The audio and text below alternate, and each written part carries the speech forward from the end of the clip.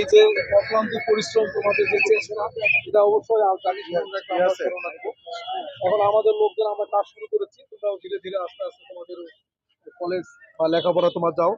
তোমাদের এই অবদান অবশ্যই এই দেশ স্মরণ রাখবে, জাতি স্মরণ রাখবে, আমরা স্মরণ রাখবো।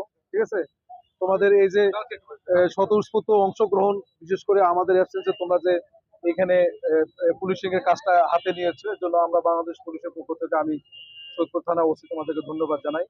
তোমরা ভালো মতো মানুষ হও, মানুষের মতো মানুষ হও, দেশে কাজে লাগো, এটা আমাদের চাওয়া। ঠিক আছে, আমরা আমাদের কার্যক্রম শুরু করেছি, আমরা মাঠে আছি ইনশাল্লাহ। যে কোনো সমস্যায় তোমাদেরকেও আমরা পাশে পাবো ভবিষ্যতে, এবং আমাদেরকেও তোমার পাশে পাবো। ঠিক আছে, ধন্যবাদ তোমার সবাইকে। হ্যাঁ,